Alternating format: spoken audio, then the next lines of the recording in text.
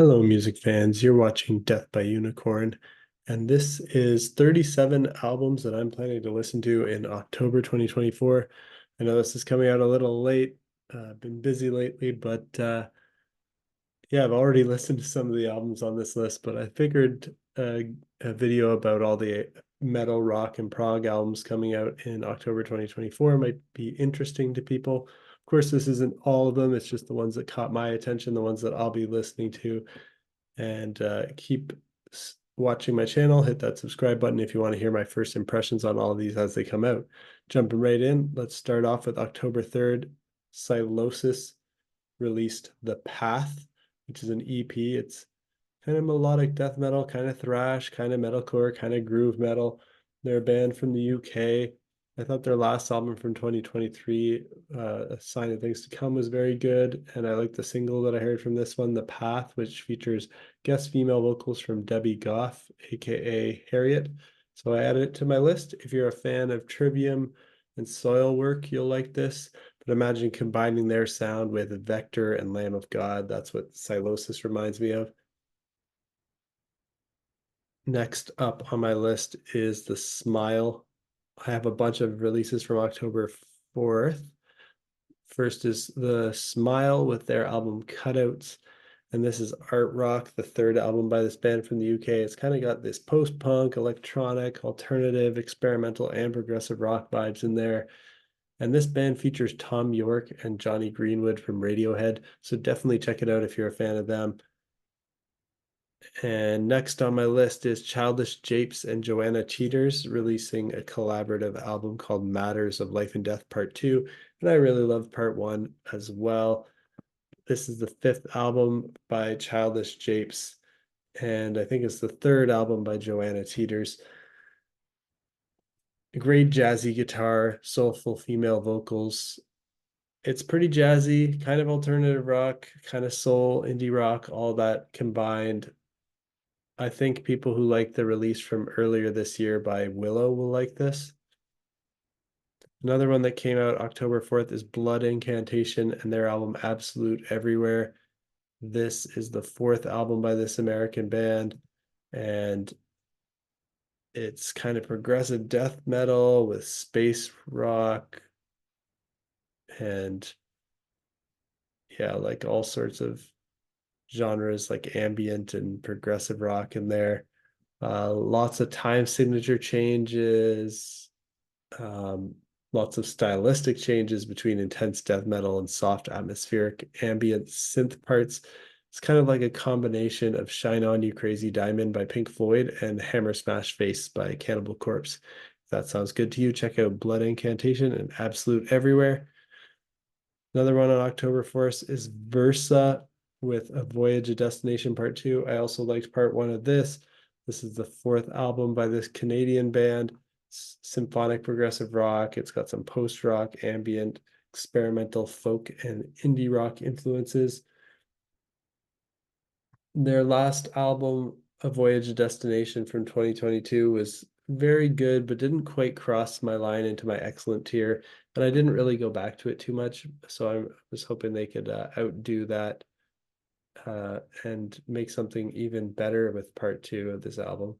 It is mostly instrumental, but there are several vocal moments. The album features a prog epic that's 17 and a half minutes long called Artemis, that features Sam Valen, the guitarist from Caligula's Horse, who I love. And they have a song that features Ross Jennings from Haken called Flew the Coop. Check that out if that sounds good to you. Versa, A Voyage, a Destination Part 2. Also on October 4th, Kite Parade has released Disparity. I'm filming this on October 8th. I meant to film this on like October 2nd. I'll probably put it up on October 9th. Kite Parade's releasing Disparity, the third album by this solo project from Andy Foster from the UK. It's progressive rock, pretty accessible, catchy, poppy progressive rock. I had heard tracks from his last album, but this is the first album of his that I listened to in full. If you're a fan of Big Big Train, Steven Wilson, Neil Morris, that kind of accessible poppy prog stuff with Really nice composition. I think you'll like it. Even some Yes and Genesis and some 70s prog sounds thrown in there too. And I heard this over on the Prog Corner's YouTube channel where they live stream this. So shout out to the Prog Corner for doing those cool live streams. That was a good way to discover some new music. And also on October 4th, the Native Howl released Sons of Destruction, the third album by this American band, and it's kind of progressive bluegrass with thrash metal. They call their sound thrash grass. Got a bit of that country and alternative rock in there as well. It's just really fun bluegrass music with the intensity of thrash metal. Like imagine taking the banjo breakdowns of early Mumford and Sons music, but then adding thrash metal drums behind them and really intense vocals. It's not screaming or harsh vocals or anything like that, but just really gritty, intense, powerful vocals that would fit over thrash metal. It kind of reminds me of the more country inspired Metallica songs, but done even better than how Metallica does them. And the Native Howl, they won season 1 of Hit Parader's No Cover contest, which I watched on YouTube. I enjoyed seeing an actually good version of a music contest show that had judges that were actually great musicians, like Tosin Abasi was a judge, and Lizzie Hale and Alice Cooper and some others. Um, and the musicians on this show contest had to play original music instead of covers like they do on American Idol and stuff like that. So for winning that, the Native Howl got a contract with Sumerian Records, and that's pretty cool. So I put this on my list. Check out the Native Howl, Sons of Destruction. Next up is Fever 333 with Darker White, also came out on October 4th. This is the second album by this American band, and it's kind of rap metal, kind of post-hardcore emo, alternative metal, hard rock. It's got some pop, hardcore, punk in there. And this band features Jason Butler on vocals. I really enjoy his work with his previous band, Let Live, that was more on the post-hardcore side and didn't have as much of this rap influence in here. The music of Fever 333 is more on the rap metal side. For fans of Let Live, of course, and for fans of Rage Against the Machine, it sounds like a mix of those two bands together. And it sounds just like a better execution of the idea that Falling in Reverse had of combining rap, metal, hardcore, punk, post-hardcore. Definitely check it out if that sounds good to you. Fever 333 and Darker White. Next on my list on October 4th is Godspeed You Black Emperor and their album No Title as of 13th February 2024. 28,340 Dead. A really weird album title. And this is instrumental post-rock, the 8th album by this Canadian band. Their last album was good, but wasn't the best thing I've heard from them. I was hoping they would take it up a level on this one. Uh, if you like instrumental music, if you're a fan of Explosions in the Sky and Sigur Rós, this is definitely worth a listen. Check out Godspeed You Black Emperor.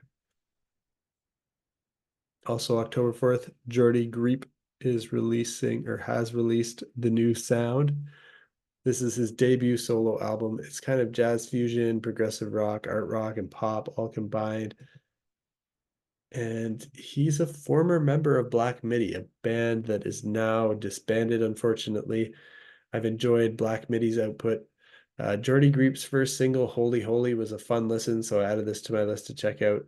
It sounded like a big band crooner jazz song like Frank Sinatra, but also with some musical theater over the topness, and then some occasional rhythmic staccato aggressive guitar riffs that you might hear in punk music.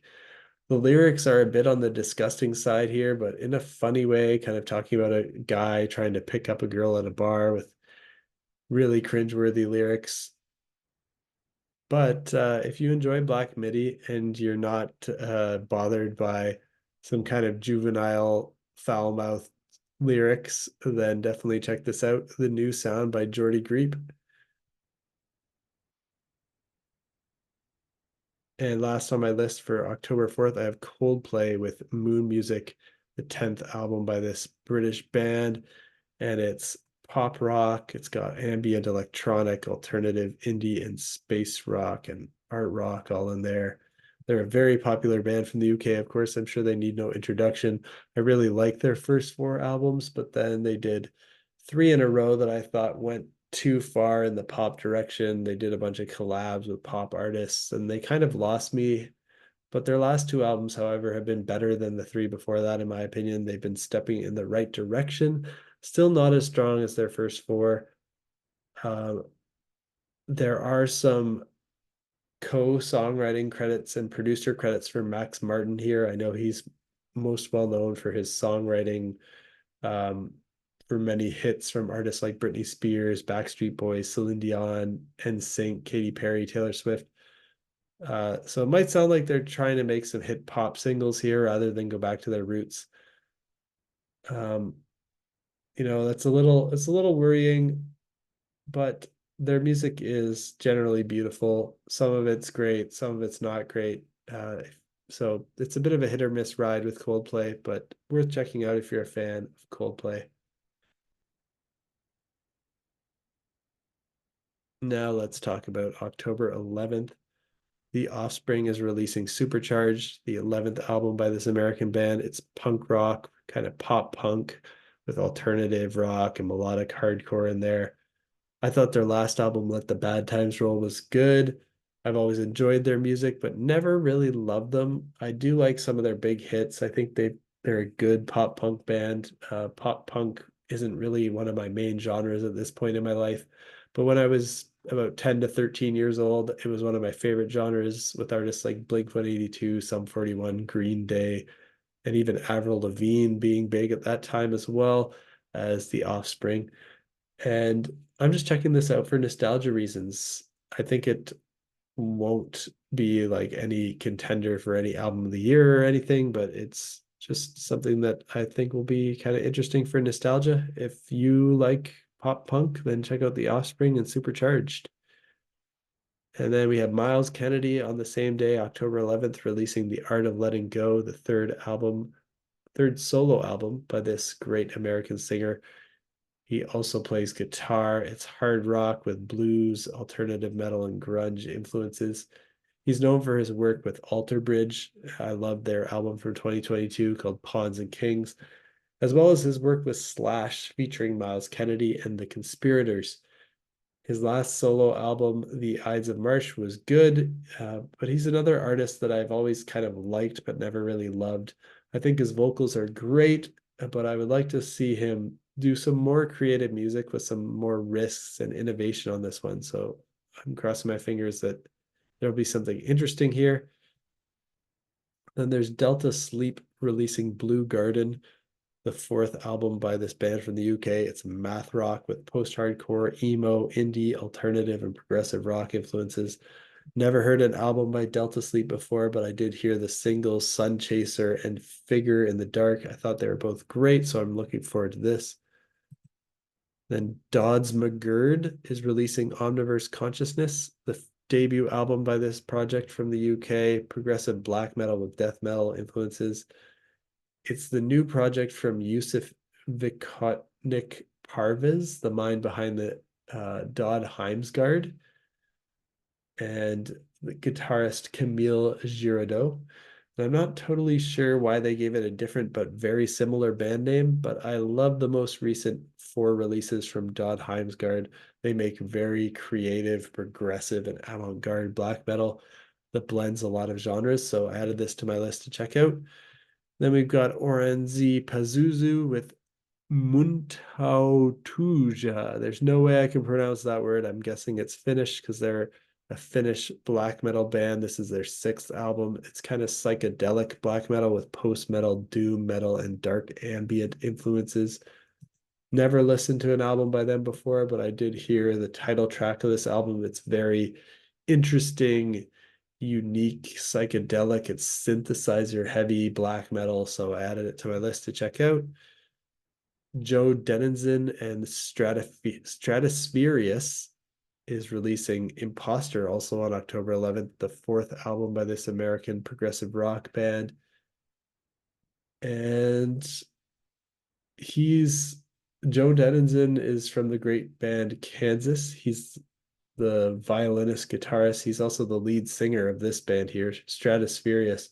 They boast a talented lineup that includes Michelangelo Quirinali of Thrill Driver, keyboardist Bill Hubauer from the Neil Morse Band Crack the Sky, bassist Paul Ranieri from Mark Wood and Riot Act, and drummer Jason Gianni from the Ultimate Queen Celebration, Trans-Siberian Orchestra, Rock of Ages, and Neil Morse Band.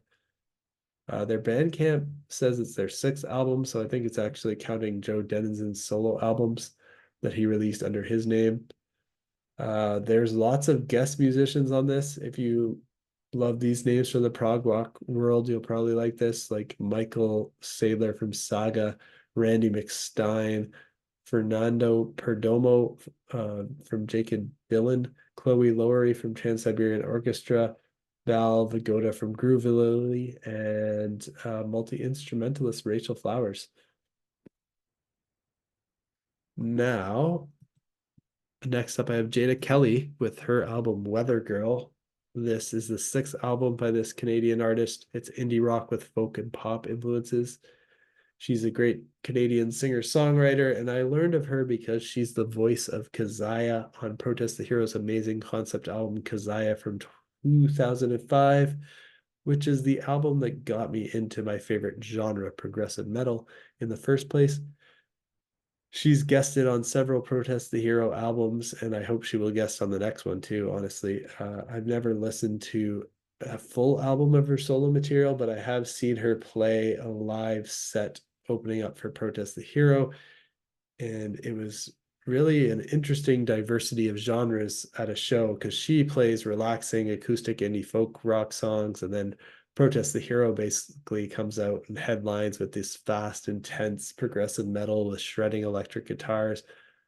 So I'm curious to check this out, even though it's not my usual style. On October 17th, Akphasia, I'm not sure how to pronounce that name, is releasing Fell Down the Veil anthologies 1, 3, and 5. This is the third album by this French band. It's avant-garde progressive metal with jazz, experimental, and gothic metal influences. Never listened to an album by them before, but I did hear an early release single called Nauseating Blend. It was an interesting track, quirky female vocals in this band. Sounds a bit like Kate Bush singing over avant-garde prog metal. That sounds good to you. Check out Akphasia.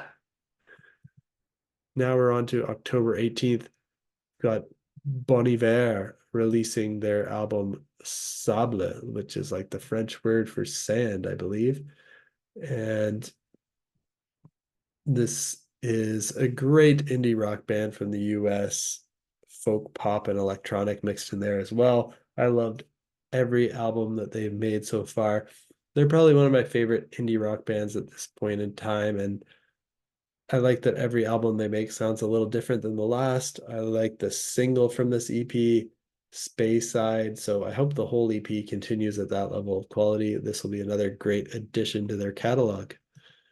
Then we have Frost releasing Life in the Wires, the fifth album by this band from the UK, and it's neo-prog with electronic, alternative, pop, and metal influences all in there.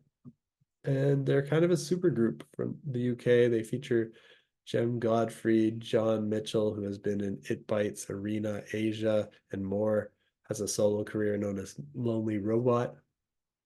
It also features Nathan King, who's performed with It Bites and more, and Craig Blundell, who has drummed on tour with Steven Wilson and Steve Hackett. I've never listened to a full album by Frost, as surprising as that is. I probably owe it to myself to catch up on their back catalog. But I've loved the singles that I've heard ahead of this release, so I'm really interested to hear this one. DGM is releasing Endless on the same day, the 12th album by this Italian band. It's progressive power metal. Never listened to an album by them before either, but the single I heard sounds great, so it's on my list. Jerry Cantrell is releasing I Want Blood, the fourth solo album by this guitarist and vocalist from Alice in Chains. It's alternative rock with grunge and metal influences in there. I thought his album Self from 2021 was good. I'm hoping he can impress me even more with this one. Tungsten is releasing the Grand Inferno, the fourth album by this Swedish band. It's power metal with heavy metal and symphonic metal influences. This is a band formed by ex-Hammerfall drummer Anders Johansson and his two sons. And I thought their album Bliss from 2022 is very good, very catchy hooks, fun music. I'm hoping they take it to the next level on this one too. And Ensiferum's releasing Winter Storm on October 18th, the ninth album by this Finnish band. It's melodic death metal with folk, symphonic, and power metal influences. Again, a band that I've never listened to a full album of before, but I heard that Jari Menpa from Wintersun used to be in this band, so that got me interested in checking them out because I've enjoyed Wintersun's music. Frozen Crowns releasing War Hearts, the fifth album by this Italian band. This is power metal, and I like their album Call of the North from 2023. And I just think it's great to see two female guitarists in a metal band as well as a female vocalist. You don't see too many metal bands with three female members. But if you're a fan of Dragon Force, definitely check this out. It kind of sounds like them with female vocals. Or if you're a fan of power metal bands like Hammerfall, Sacred Oath, Twilight Force, you'll like it. Or other female fronted metal bands like Nightwish and Xandria. Check out Frozen Crown with War Hearts. Now we're on to October 25th. We have the great Devin Townsend releasing Power Nerd, his 22nd album, I believe. It's hard to count with him because his catalog's a bit all over the place in different names. Devin Townsend Project, Devin Townsend Band, Punky Brewster, Casualties of Cool. I don't know what all counts as his name. Of course, there's also Strapping Young Lad. So he's progressive metal with hard rock, ambient, alternative influences. Devin Townsend's just made so many different albums and so many different styles over the years, ranging from extreme metal to prog rock to ambient noise to new age music to country songs. That his songs take him inspiration from musical theater and all sorts of unexpected places. And I love most of what he's put out.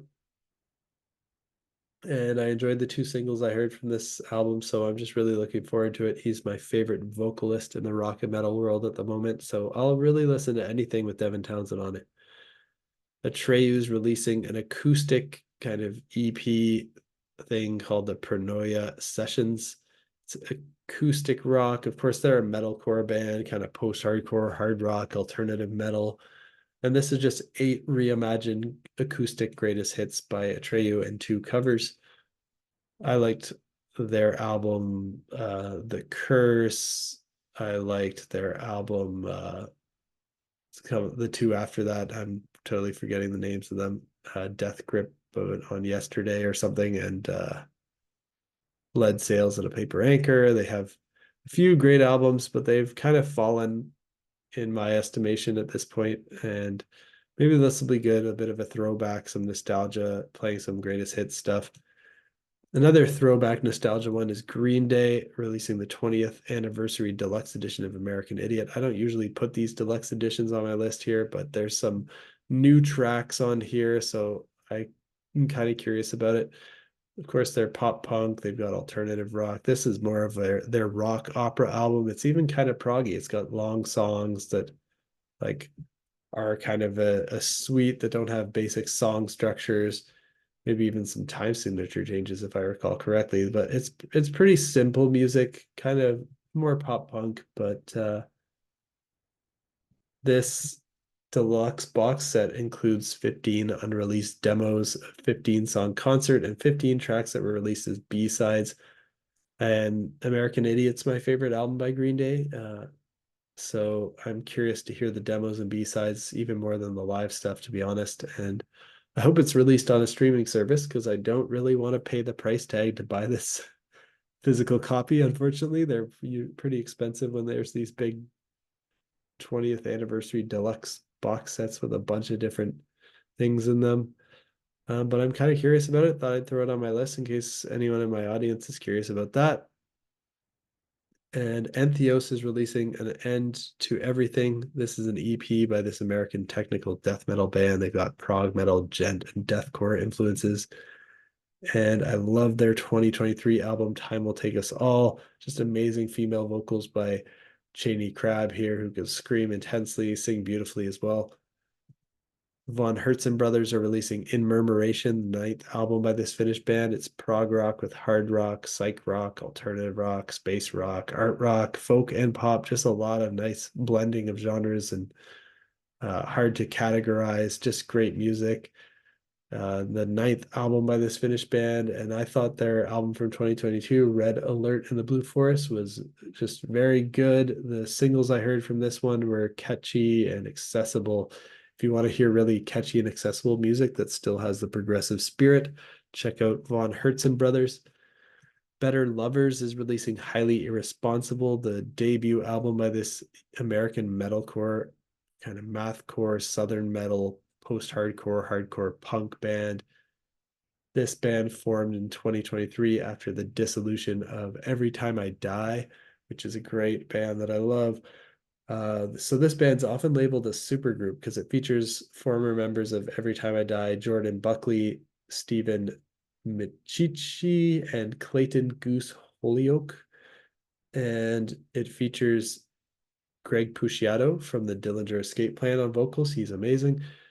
As well as a current member of Fit for an Autopsy, Will Putney. Check it out if that sounds appealing to you. Then we have Ioten releasing Kinship, the second album by this Danish progressive metal band. They've got melodic death metal, power metal influences. I thought their debut album, Access All Worlds from 2021, was very good. The singles from the new one are also very good. I'm hoping they even up their game more since their first album so they can have a chance to make my year-end list. Gary is releasing Coma, the fourth album by this Portuguese band. It's atmospheric black metal, post metal, shoegaze, death metal, all kind of mixed together. And I thought their last album, Mirage from 2022, is very good. I added this to my list to check out because of that. And Fit for an Autopsy, I mentioned them earlier with Better Lovers, is releasing The Nothing That Is on the same day, October 25th. The seventh album by this American deathcore band. They've got some post metal, some progressive metal mixed in with their sound. Their last album, Oh, What the Future Holds from 2022, is very good. I hope this album takes it up a notch even further.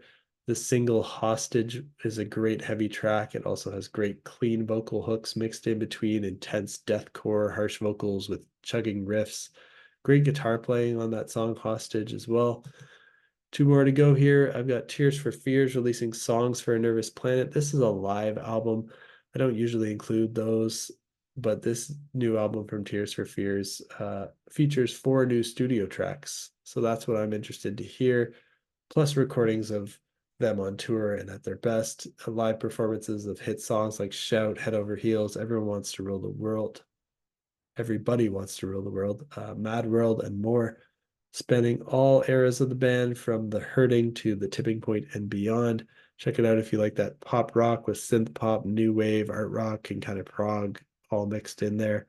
And last on my list is Kings of Mercia with their album Battle Scars coming out October 25th.